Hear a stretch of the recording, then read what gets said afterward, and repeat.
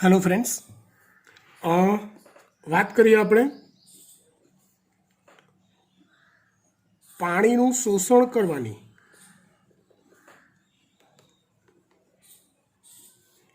અન્ય પદ્ધતિઓ.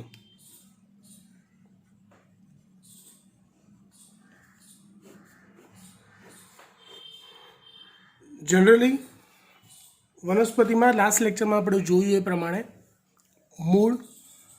મૂળમાં હોય મૂળ રોમ અથવા મૂળ રોમ પ્રદેશ નામના વિસ્તાર દ્વારા મોટાભાગના પાણીનું શોષણ થતું હોય છે. પણ કેટલીક વનસ્પતિઓમાં શોષણની અન્ય પદ્ધતિઓ પણ જોવા મળે છે. એ આપણે અન્ય કે વિશિષ્ટ પદ્ધતિઓની ચર્ચા કરીએ. જેમાં પહેલી પદ્ધતિ છે કવક જાળ દ્વારા થતું શોષણ.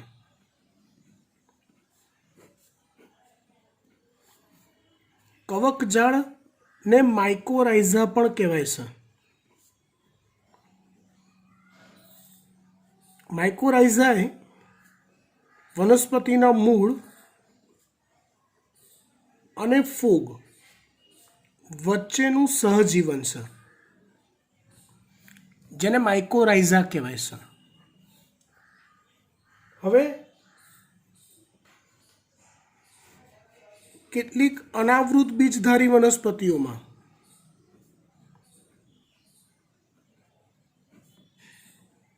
જેને તમે શંકુદ્રુમ વનસ્પતિઓ પણ કહી શકો. કેટલીક અનાવૃત બીજધારી વનસ્પતિઓ અથવા શંકુદ્રુમ વનસ્પતિઓમાં મૂળ રોમ ખૂબ ઓછી માત્રામાં હાજર હોય છે. તો આવી વનસ્પતિમાં માઇકોરાઇઝાના કવક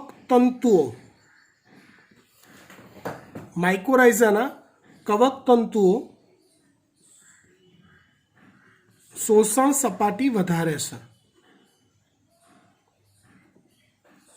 ટૂંકમાં શોષણની ક્રિયા એ ફૂગના કવક તંતુઓ દ્વારા થાય.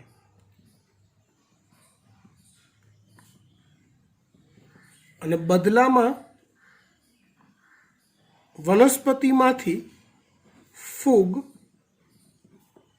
ખોરાક મેળવે છે. ટૂંકમાં બંને સાઈડ ફાયદો જોવા મળે છે.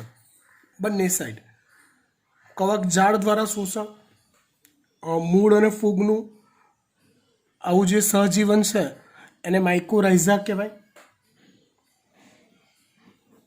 બીજું આવે છે વેલામેન પેશી દ્વારા.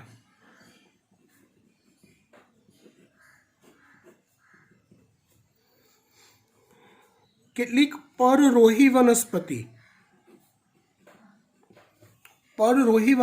એટલે અન્ય કોઈ યજમાન વનસ્પતિ પર ફક્ત વસવાટ કરતી હોય. ઊંચી વનસ્પતિ કે ઊંચા વૃક્ષની ઊંચી ડાળીઓ પર ખાલી વસવાટ કરતી હોય સૂર્યપ્રકાશની પ્રાપ્તિ માટે, એવી વનસ્પતિને પરરોહી વનસ્પતિ કહેવાય. દાખલા તરીકે ઓર્કિડ. તો પરરોહી વનસ્પતિઓમાં વિશિષ્ટ પ્રકારના ભેજ શોષક મૂળ આવેલા હોય છે, જે હવામાં લટકતા હોય છે. આ મૂળમાં એક વિશિષ્ટ પેશી હોય છે જેને વેલામેન પેશી કહેવાય છે. બહુકોણીય કોષો ધરાવતી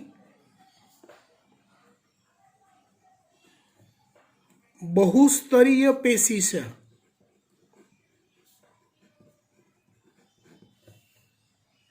આ વેલામેન પેશીની મદદથી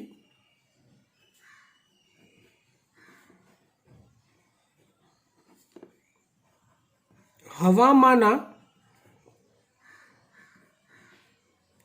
ભેજનું શોષણ થાય છે. અને બીકોઝ ઓફ વેલામેન પેશી એ ભેજ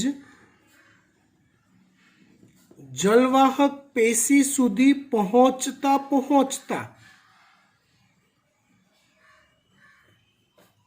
ઠરે છે અને પ્રવાહી સ્વરૂપ ધારણ કરે છે. ઠરે છે અને પ્રવાહી સ્વરૂપ ધારણ કરે છે. વેલામેન્ટ પેશી દ્વારા થતું શોષણ. એ સિવાય ત્રીજો પ્રકાર આવે છે જલોત્સર્ગી રોમ દ્વારા. જલોત્સર્ગી રોમ દ્વારા થતું શોષણ. કેટલીક આવી જ પરરોહી કે પરોપજીવી વનસ્પતિના હવામાં લટકતા મૂળ પર વિશિષ્ટ પ્રકારના રોમ આવેલા હોય જેને જલોત્સર્ગી રોમ કહેવાય. જેને કયા રોમ કહેવાય? જલોત્સર્ગી રોમ કહેવાય. તો એ જલોત્સર્ગી રોમ દ્વારા થતું જે શોષણ છે એ શોષણથી પાણીની જે જરૂરિયાત છે વનસ્પતિની એ સંતોષાય છે. વાતાવરણના ભેજનું શોષણ કરે છે. કોના દ્વારા આ કામ થાય? જલોત્સર્ગી રોમ દ્વારા આ કાર્ય પાર પાડવામાં આવે છે. આ થઈ એની વિશિષ્ટ પદ્ધતિઓ. કોની? શોષણ કરવાની વિશિષ્ટ પદ્ધતિઓ. ત્યાર પછી આપણે વાત કરીએ રસારોહણ.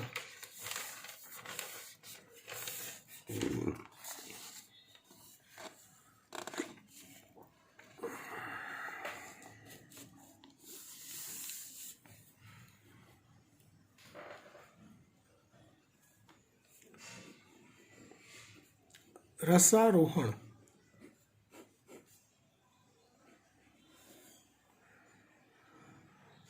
જો મૂળની જલવાહક પેશીમાં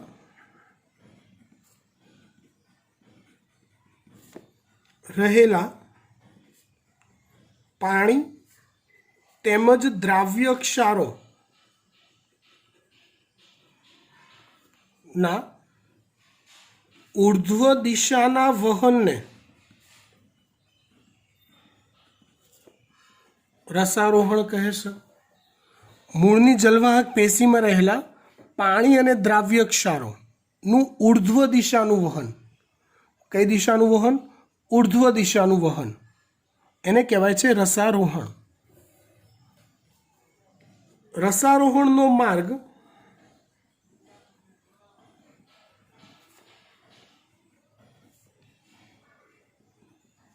પ્રકાંડની જલવાહક પેશી છે. આમ તો રસારોહણની ક્રિયા સમજાવતા અલગ અલગ ઘણા બધા પ્રકારના વાદ રજૂ થયેલા છે.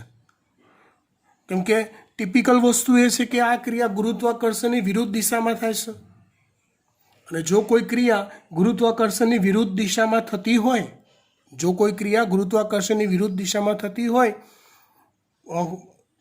લગભગ 80-100 મીટર સુધી ઉર્ધ્વ દિશામાં, તે પ્રેક્ટિકલી સમજાવવું અઘરું છે.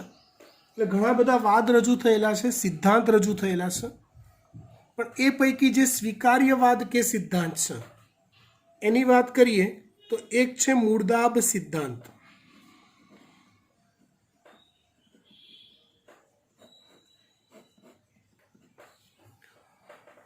મૂળદાબ સિદ્ધાંત એટલે શું?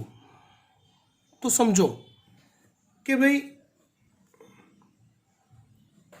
મૂળની આંતરિક રચના જે છે એ આંતરિક રચનાનું મિકેનિઝમ વિશિષ્ટ પ્રકારનું છે. જેમાં અંતઃસ્તરના કોષોમાં કાસ્પેરિયન પટ્ટિકાના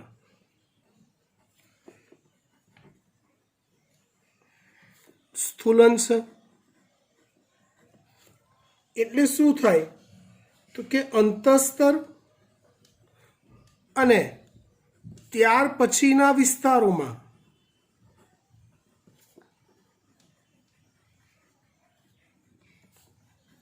પાણી દબાણપૂર્વક ધકેલાય છે।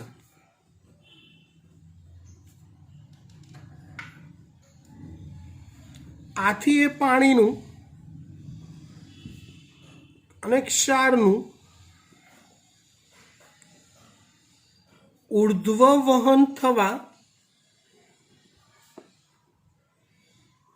જરૂરી દબાણ પ્રાપ્ત થાય છે। આ સિદ્ધાંતને મૂળદાબ સિદ્ધાંત કહેવાય। હવે મૂળદાબ સિદ્ધાંતની કેટલીક મર્યાદાઓ છે। પ્રેક્ટિકલી જ્યારે નોંધવામાં આવ્યું ત્યારે મૂળદાબની જે વેલ્યુ છે ને એ મૂળદાબની વેલ્યુ આશરે મહત્તમ જુદી જુદી વનસ્પતિમાં જુદી જુદી હોય પણ મહત્તમ 2 વાતાવરણ દબાણ જેટલી વેલ્યુ નોંધાયેલી છે। બસ મૂળદાબની વેલ્યુ મહત્તમ ફક્ત 2 વાતાવરણ દબાણ જેટલી જ નોંધાયેલી છે। હવે સમજો કોઈ નાનકડી છોડ પ્રકારની કે ઘાસ પ્રકારની વનસ્પતિ હોય, જો છોડ પ્રકારની એટલે ઓછી ઊંચાઈવાળી થઈ, ઘાસ પ્રકારની એટલે ઓછી ઊંચાઈવાળી થઈ, રાઈટ। તો આવી ઓછી ઊંચાઈવાળી વનસ્પતિઓ હોય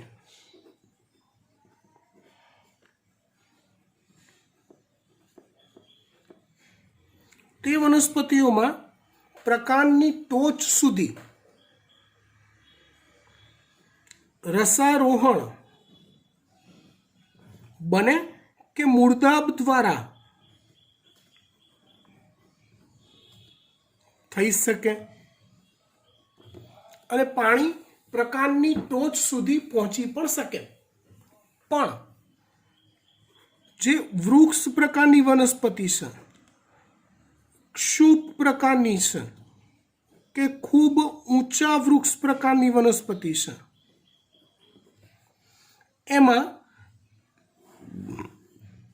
2 વાતાવરણ દબાણ જેટલા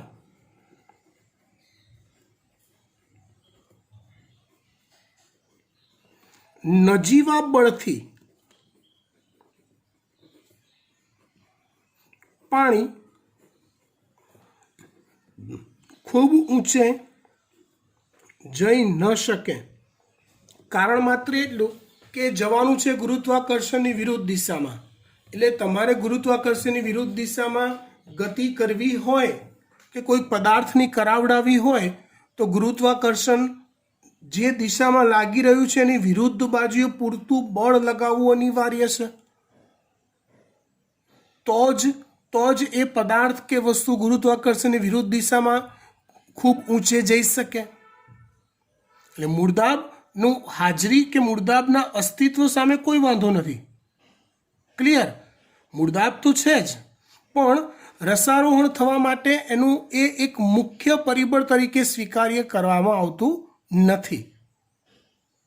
હા, ઘાસ અને છોડમાં બને કે ખાલી મૂળદાબ દ્વારા પહોંચી જઈ શકતું હોય, પણ જનરલ જે વનસ્પતિઓ છે, ક્ષુપ વૃક્ષ, એમાં ફક્ત ને ફક્ત મૂળદાબ દ્વારા જ પાણી ઉર્ધ્વ દિશામાં છેક ટોચ પર પહોંચે, નોટ પોસિબલ।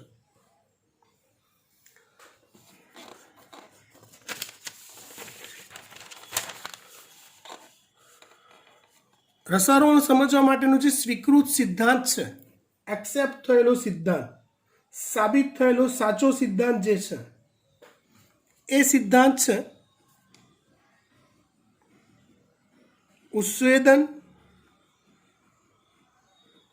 ખેંચાણ, દાબ સિદ્ધાંત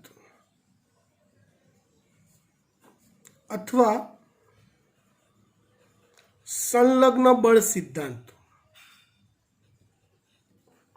ઉત્સેદન ખેંચાણ દાબ સિદ્ધાંત અથવા તો સંલગ્ન બળ સિદ્ધાંત. આ સિદ્ધાંત મુજબ રસારોહણ થવા માટે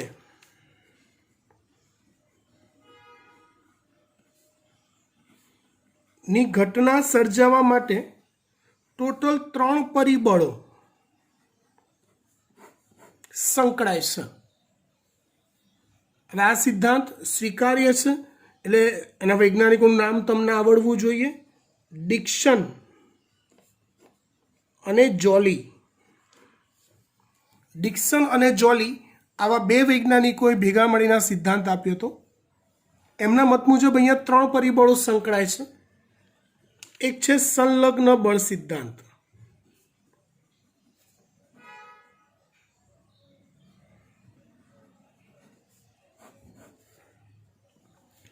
સંલગ્ન બળ એટલે એવું થાય 2 સમાન પ્રકારના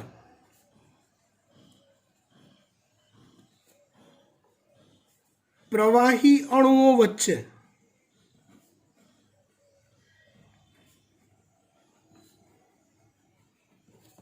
લાગતું આકર્ષણ બળ.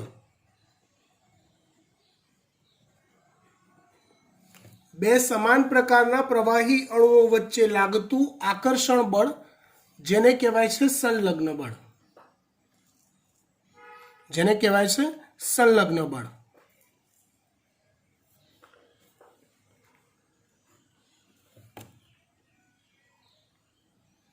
અહીંયા એ સંલગ્ન બળ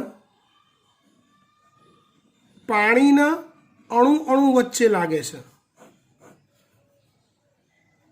એટલે એવું વિચારો કે પાણીનો એક અણુ જો ઉર્ધ્વ દિશામાં વહન પામતો હોય તો બીજા અણુને ખેંચી જાય છે, બીજો અણુ એક ત્રીજાને ખેંચી જાય છે, ત્રીજો અણુ એ ચોથાને ખેંચી જાય છે. કયા બળથી? સંલગ્ન બળથી. તમે આ સંલગ્ન બળની હાજરી તમારા ઘરે બી ચકાસી શકો. એક ગ્લાસ પાણી લો અને તમારી ફર્શ પર એ ઢોળી દો તો તમે જોજો પાણી એવું નહીં થાય કે 15 ટીપા જમણી બાજુ, 15 ટીપા ડાબી બાજુ, 20 ટીપા પાછળની બાજુ, 20 ટીપા આગળની બાજુ જશે. એવું નહીં થાય. એ આખું પાણી જે દિશામાં ઢાળ હશે એ દિશામાં એક ધારે વહન પામશે. પાણીનો એક અણુ એ દિશામાં ખેંચાઈ જાય છે તો એ બીજાને, બીજો ત્રીજાને આખી એક ધાર રેડી કરે છે, બીકોઝ ઓફ સંલગ્ન બળ. સંલગ્ન બળની સૈદ્ધાંતિક વેલ્યુ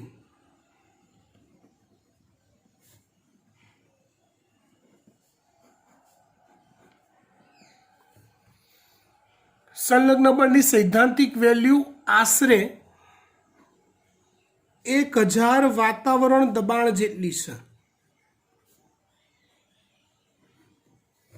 એની સૈદ્ધાંતિક વેલ્યુ આશરે 1000 વાતાવરણ દબાણ જેટલી છે.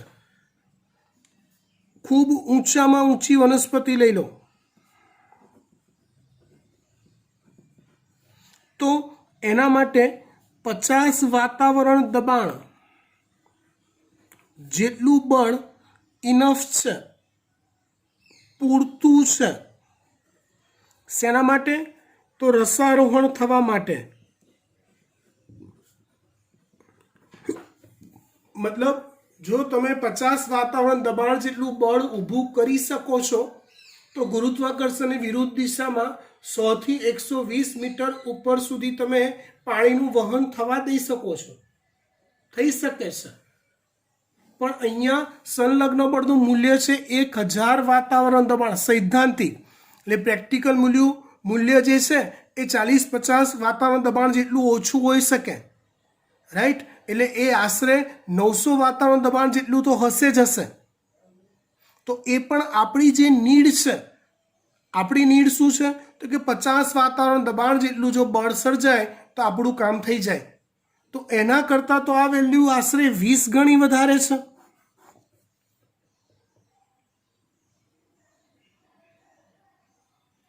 માટે સંલગ્ન બળ સિદ્ધાંત અથવા ઉત્સેદન ખેંચાણ દાબ સિદ્ધાંતને વધુ સ્વીકૃત સિદ્ધાંત માનવામાં આવે છે. એમાં 3 પરિબળોની અસરની વાત કરી. પહેલું કીધું સંલગ્ન બળ સિદ્ધાંત, બીજું છે અભિલગ્ન બળ.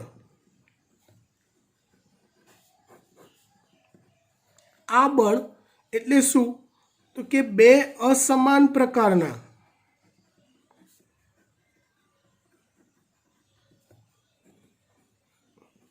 અણુઓ વચ્ચે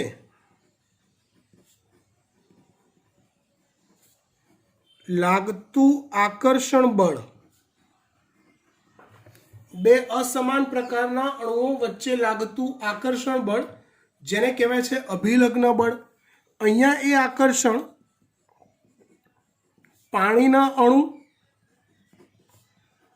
અને જલવાહકની દિવાલ વચ્ચે લાગે છે.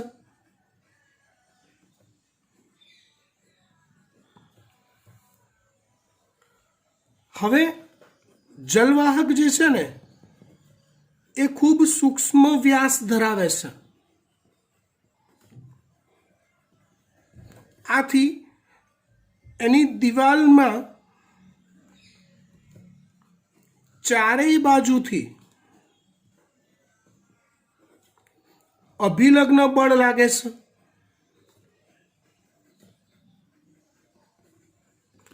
એટલે ફાયદો શું થાય? તો પાણીના વહનનો સ્તંભ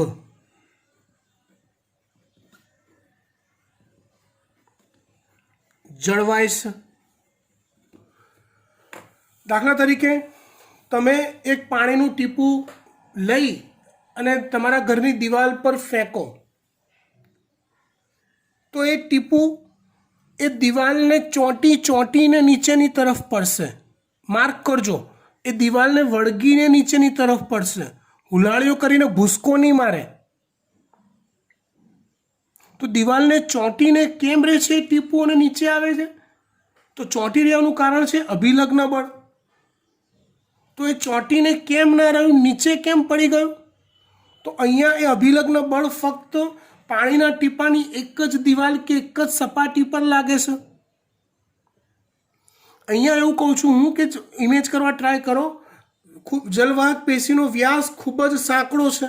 આ બહુ મોટો છે, અનેક ગણો સાંકડો આવો વ્યાસ ધારી લો જલવાહક પેશીનો. તો પાણીનું ટીપું જ્યારે અંદર જતું હશે તો એની ચારેય બાજુથી અભિલગ્ન બળ લાગતું હશે. માટે ગુરુત્વાકર્ષણ ખેંચાણ લાગતું હોવા છતાં એ અભિલગ્ન બળનું મૂલ્ય વધી જવાના લીધે એ ટીપું ત્યાં ને ત્યાં ચોંટીને રહેશે. આનું એક ઉદાહરણ એ બી આપી શકાય કે ઓલી સાવ પાતળી ભૂંગળી જેનાથી આપણે કોલ્ડ ડ્રિંક પીતા હોઈએ, નવી ફેન્સી ભૂંગળી નહીં, એ તો પહોળી આવે છે. ઓલી ખબર છે આપણે કોક વાર શેરડીનો રસ પીએ તો શેરડીના રસવાળા મસાલો નાખ્યા પછી હલાવવા માટે જે સ્ટ્રો આપે ને, ભૂંગળી સાવ, હું એની વાત કરું છું. એ ભૂંગળીથી તમે કોલ્ડ ડ્રિંક પીતા હો તો એ પીવો ત્યારે કોલ્ડ ડ્રિંકનું ટીપું એ ભૂંગળીમાં વચ્ચે ક્યાંક ચોંટી જશે જ્યારે સ્ટ્રો બહાર કાઢો છો ત્યારે. તો કયા કારણે ચોંટીને રહે છે? અભિલગ્ન બળથી. ક્લિયર? ફાઇન.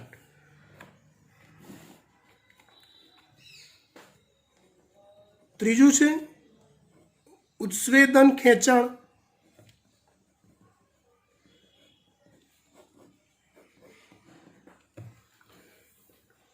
ત્રીજું છે ઉત્સ્વેદન ખેંચાણ. જો ઉત્સ્વેદન એટલે કે બાષ્પોત્સર્જન દ્વારા પર્ણ પાણી ગુમાવે છે. આખું એક ઇમેજિનેશન કરો કે પર્ણ પાણી ગુમાવતું હોય અને મૂળરોમ પાણીનું શોષણ કરતું હોય. આખું ઇમેજિનેશન કરો તો એક આખી સ્ટ્રો થશે. સ્ટ્રોથી કોલ્ડ ડ્રિંક પીવો છો તો એક છેડો તમારા મોઢામાં હોય, બીજો છેડો કોલ્ડ ડ્રિંકમાં ડૂબેલો હોય અને તમે ખેંચાણ બળ લગાડો છો આ રીતે, આમ આવું, અને એના લીધે કોલ્ડ ડ્રિંક આખું સ્ટ્રોમાં ખેંચી આવે છે અને સ્ટ્રોનો આખો ભાગ કોલ્ડ ડ્રિંકથી ભરેલો હોય છે. તો સેમ એ રીતે જ ઉત્સ્વેદન દ્વારા પર્ણ પાણી ગુમાવે છે અને જેના લીધે ખેંચાણ બળ સર્જાય છે.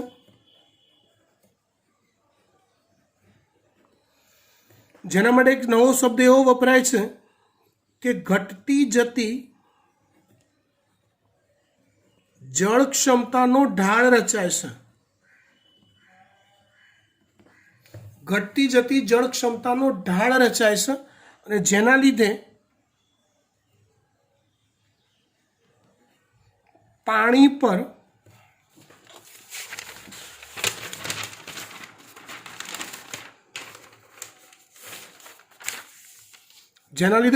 પર ખેંચાણ બળ લાગે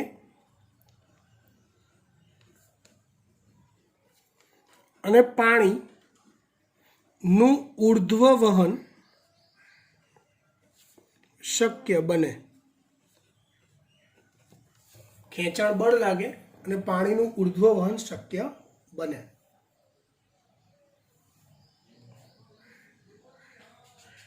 સમજી ગયા વાત? ડન. ત્યાર પછી વાત કરીએ વનસ્પતિમાં ખોરાકનું સ્થળાંતરણ.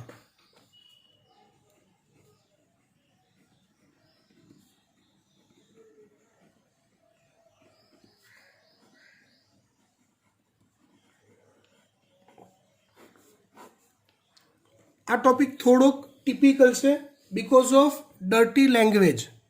એની ભાષા જે વાપરી છે ચોપડીમાં એ થોડીક ટિપિકલ અને અઘરી છે અને એના કારણે ટોપિકમાં ઇઝીલી ખબર પડતી નથી. જે લોકો નથી ખબર પડતી, કન્સેપ્ટ ક્લિયર નહોતો, એ લોકો માટે મેં ગઈકાલે એક વિડીયો અપલોડ કર્યો હતો આપણા ગ્રુપમાં. એ જોશો એટલે તમને ટોપિકમાં ખબર પડી જશે. એટલે બેઝિક જે કન્સેપ્ચ્યુઅલ વાત છે એ તો અંદર આપી દીધી છે. નીટ માટે આપણે આની અંદરથી શું યાદ રાખવાનું, શું સમજવાનું એ તમને કહી દઉં. તો જુઓ, મૂળ સ્ત્રોત એટલે શું?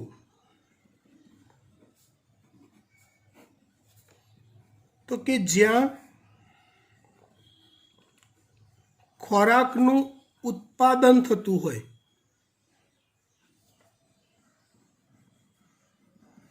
આ ખાલી ને ખાલી ડેફિનેશન છે. અને સિંક એટલે શું? તો કે જ્યાં ખોરાકનો વપરાશ થતો હોય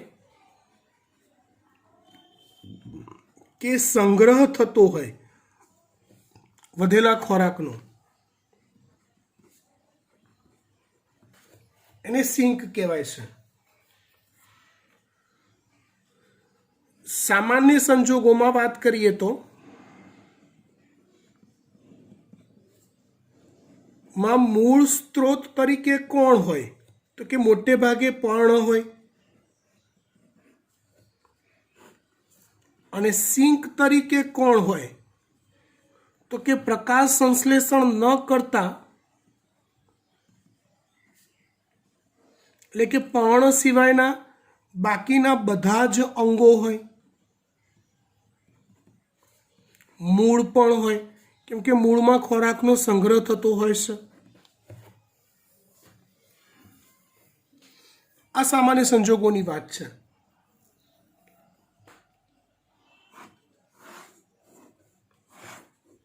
પણ વસંત ઋતુમાં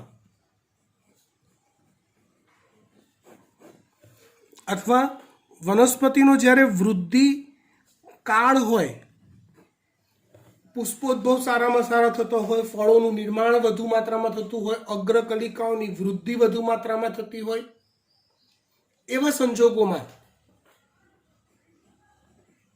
મૂળ સ્ત્રોત તરીકે કાર્ય કરે છે મૂળ, કે જ્યાં વધારાના ખોરાકનો સંગ્રહ થયો હોય.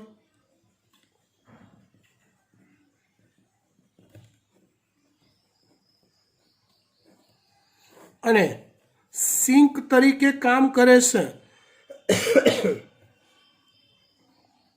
પુષ્પકલિકા, અગ્રકલિકા વગેરે જેવી રચનાઓ. તમે બંનેને માર્ક કરો તો બંનેનું વહનની દિશાઓ વિરુદ્ધ થઈ ગઈ. અહીંયા પર્ણથી નીચેની તરફની દિશા થઈ, અહીંયા મૂળથી ઉપરની તરફની દિશા થઈ. એટલે એવું કહી શકાય કે અન્વાહક પેશીમાં થતું જે વહન છે એ દ્વિદિશીય હોય છે। અન્નવાહક પેશીમાં થતું જે વહન છે એ કેવું હોય છે તો કે દ્વિદિશીય હોય છે। ક્લિયર? જલવાહક પેશીમાં વહન હંમેશા એક દિશીય થાય, એક જ દિશામાં થાય, જ્યારે અન્નવાહક પેશીમાં થતું ખોરાકનું વહન દ્વિદિશીય થાય છે।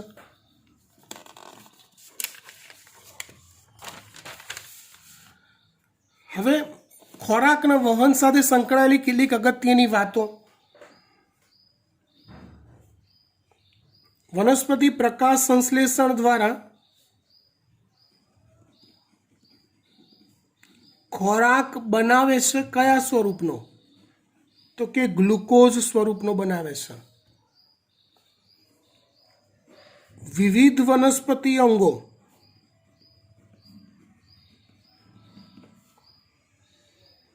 શ્વસન દ્વારા એટીપી પ્રાપ્તિ માટે કયા સ્વરૂપને વાપરે છે તો એ પણ ગ્લુકોઝના સ્વરૂપને જ વાપરે છે।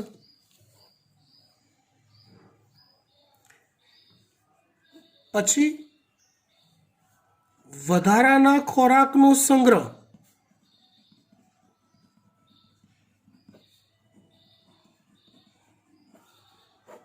તો કે સ્ટાર્ચ સ્વરૂપે થાય છે।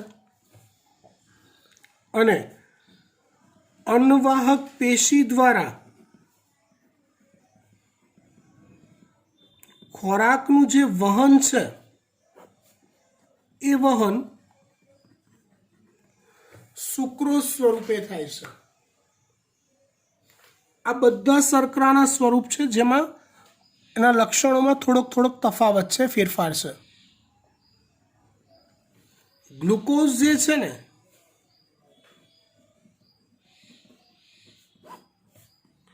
એ પાણીમાં દ્રાવ્ય શર્કરા છે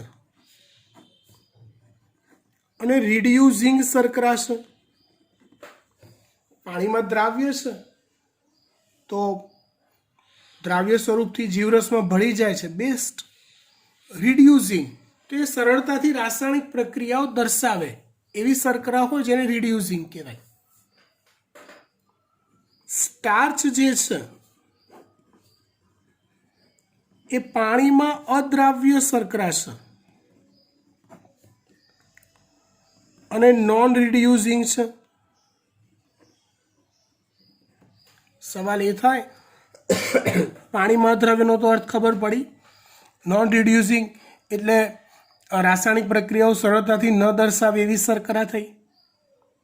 સ્ટાર્ચના આ બંને ગુણોના લીધે જ વધારાના ખોરાકનો સંગ્રહ એ સ્ટાર્ચ સ્વરૂપે થાય છે, કેમ કે પાણીમાં અદ્રાવ્ય છે તો સંગ્રહ સ્વરૂપ હંમેશા અદ્રાવ્ય હોવું જોઈએ પાણીમાં, તો એ સ્વતંત્ર અસ્તિત્વ જાળવી રાખે સંગ્રહ સ્વરૂપનું। રાસાયણિક પ્રક્રિયા ન દર્શાવતું એટલે કે નોન રિડ્યુસિંગ સ્વરૂપ હોવું જોઈએ, તો સ્ટાર્ચમાં એ બંને ગુણધર્મો છે।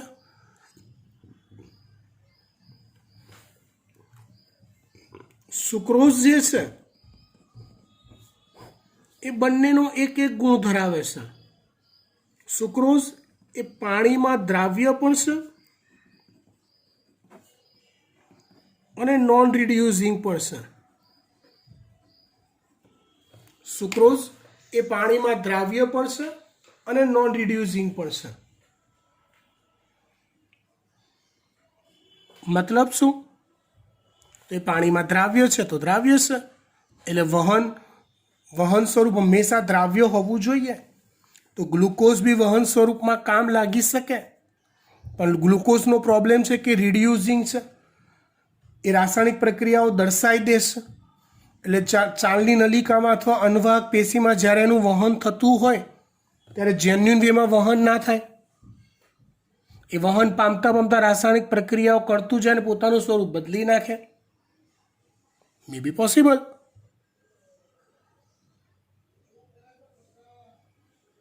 સુક્રોઝ એકમાત્ર એવું સ્વરૂપ છે કે જે દ્રાવ્ય પણ છે અને નોન રિડ્યુસિંગ પણ છે, એટલે પાણીમાં દ્રાવ્ય છે એટલે અન્નવાહક પેશીમાં સરળતાથી વહન પણ થઈ શકે છે, અને નોન રિડ્યુસિંગ છે મતલબ સરળતાથી રાસાયણિક પ્રક્રિયા પણ નથી દર્શાવતી।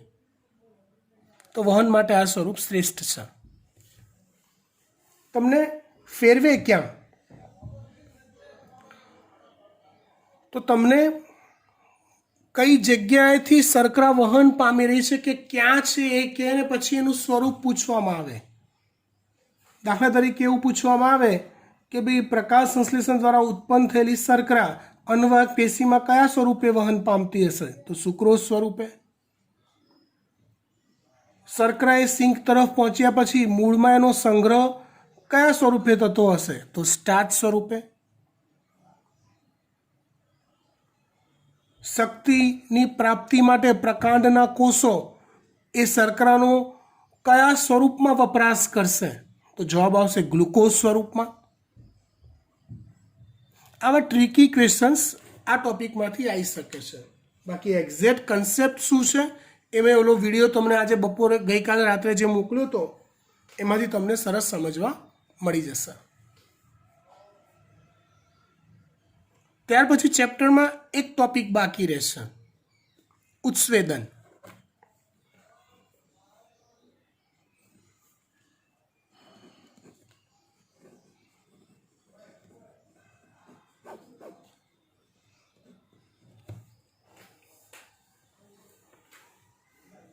ઉત્સ્વેદનના 3 પ્રકાર હોય.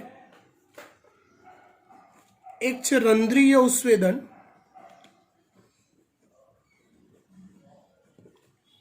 જે પર્ણરંધ્ર અથવા વાયુરંધ્ર દ્વારા થાય છે. પર્ણરંધ્ર અથવા વાયુરંધ્ર દ્વારા થાય. ટોટલ જેટલું પણ ઉત્સ્વેદન થાય એમાંથી 80 થી 90% જેટલું ઉત્સ્વેદન આ જ પ્રકારનું થાય છે. ટોટલ જેટલું પણ ઉત્સ્વેદન થાય એમાંથી 80 થી 90% જેટલું ઉત્સ્વેદન ફક્ત રંધ્રીય ઉત્સ્વેદન પ્રકારનું હોય છે. બીજું છે ત્વચીય ઉત્સ્વેદન અથવા અધિસ્તરીય ઉત્સ્વેદન.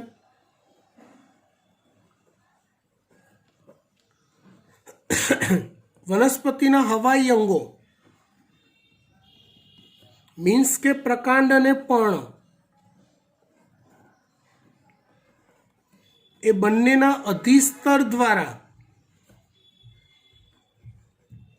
થતું જે ઉત્સ્વેદન છે એને ત્વચીય ઉત્સ્વેદન કહેવાય અથવા અધિસ્તરીય ઉત્સ્વેદન કહેવાય. આ ઉત્સ્વેદનમાં તમે સમજો, યાદ કરો, પ્રકાંડ અને પર્ણના અધિસ્તર જે હોય ને એ અધિસ્તર પર ક્યુટિકલનું આવરણ હોય છે. પ્રકાંડ અને પર્ણના અધિસ્તરની ઉપર ક્યુટિકલનું આવરણ હોય જે પાણી માટે અવરોધક હોય. આથી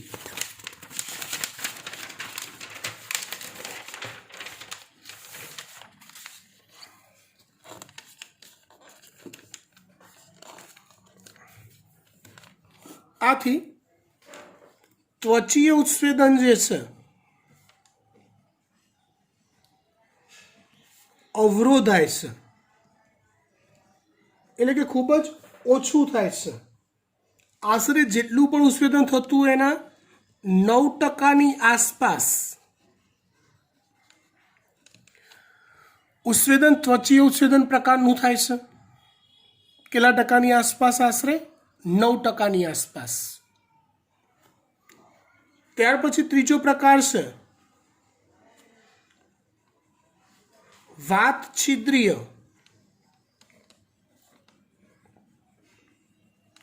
ઉત્સ્વેદન.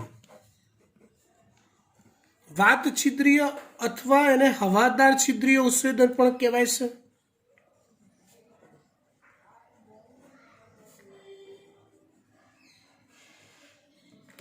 જો તમને પરફેક્ટલી ત્વક્ષા ત્વક્ષ એધા ઉપત્વક્ષા વાળો ટોપિક યાદ હોય દ્વિતીય વૃદ્ધિમાં, તો એની અંદર હવાદાર છિદ્રોનો ઉલ્લેખ કરેલો છે. એટલે કાષ્ઠમય પ્રકાંડ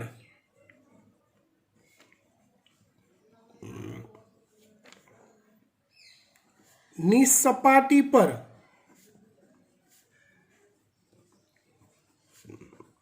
હવાદાર છિદ્રો આવેલા હોય છે,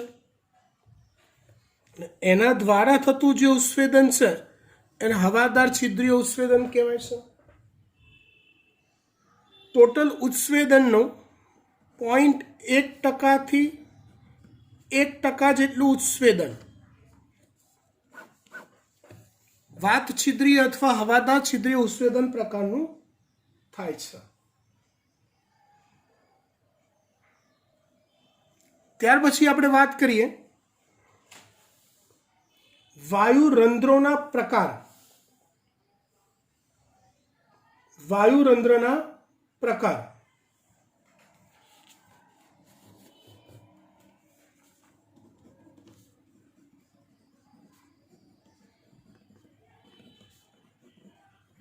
હવે એના પ્રકાર અલગ અલગ બાબતોને ધ્યાનમાં રાખીને પડાય છે.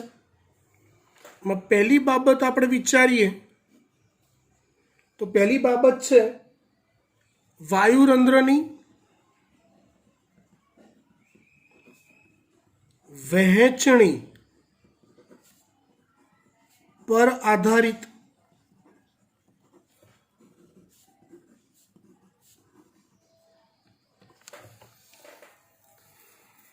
વાયુરંધ્ર ક્યાં હોય તો કે પર્ણની સપાટી પર હોય. ક્યાં હોય? પર્ણની સપાટી પર હોય. પર્ણ હોય, ધારો કે આ રહ્યું પર્ણ, તેની બે સપાટી કહેવાય. આ જે છે એની ઉપરની સપાટી અથવા ઉપરી અધિસ્તર કહેવાય.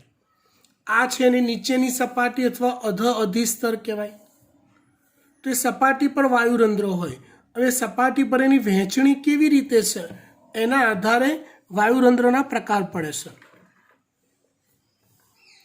જેમાં પહેલો પ્રકાર છે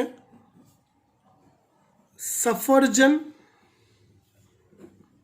અથવા સેતુર ટાઈપ. સફરજન અથવા સેતુર ટાઈપ, જેમાં ફક્ત પર્ણની પૃષ્ઠ સપાટીએ જ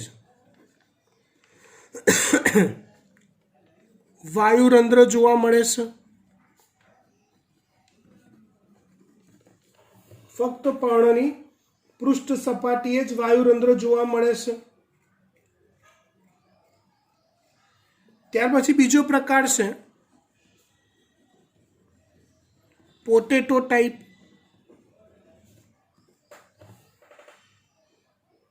પોટેટો ટાઈપમાં મોટે ભાગે વાયુરંધ્ર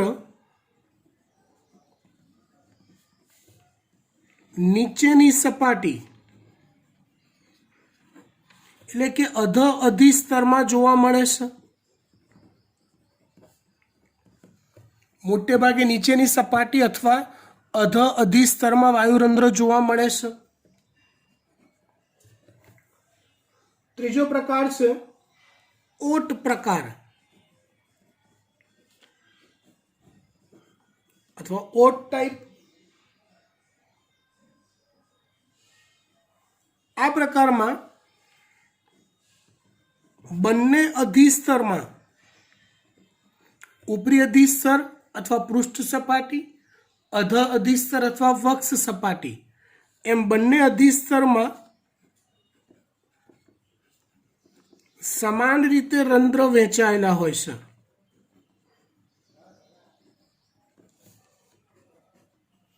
અને ચોથો પ્રકાર આવે છે કમળ પ્રકાર અથવા જલીય પ્રકાર.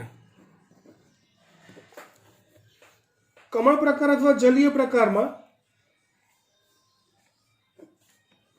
જલજ વનસ્પતિમાં ફક્ત ઉપરના સ્તરમાં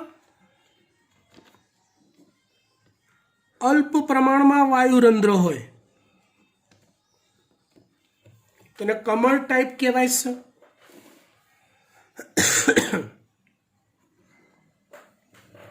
એનો પાંચમો પ્રકાર છે પોટોમોગેટોન ટાઈપ. પોટોમોગેટોન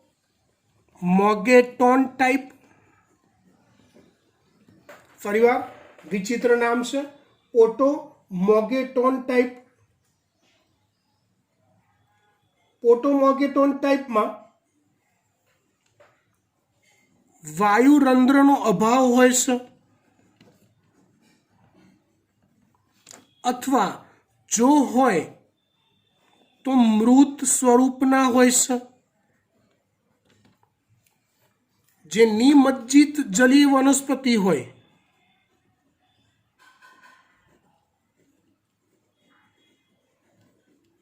એટલે કે પૂરેપૂરી પાણીમાં ડૂબેલી હોય એવી જલીય વનસ્પતિ હોય, એમાં આ પ્રકારનો વાયુરંધ્રનો ટાઈપ હોય છે પોટોમોગેટોન ટાઈપ. કયો ટાઈપ? પોટોમોગેટોન ટાઈપ.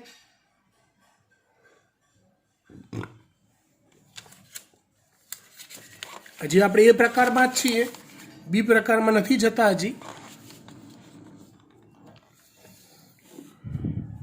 આ જ પ્રકારની વાયુરંધ્રની વહેંચણીને આધારે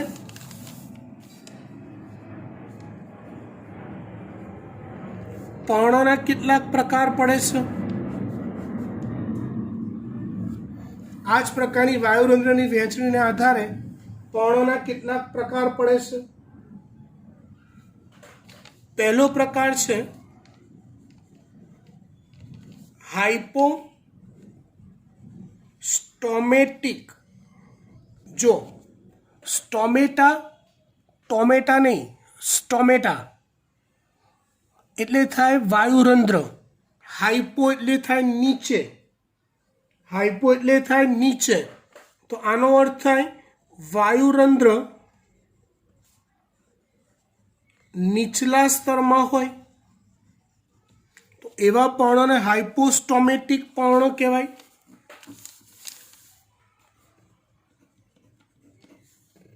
બીજો પ્રકાર છે એપિસ્ટોમેટિક.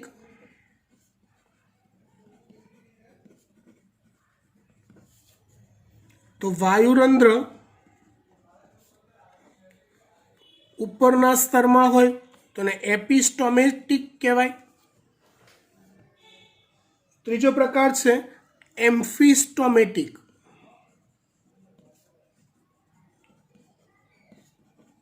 એમ્ફિસ્ટોમેટિક જેમાં બંને સ્તરમાં વાયુરંધ્ર આવેલા હોય.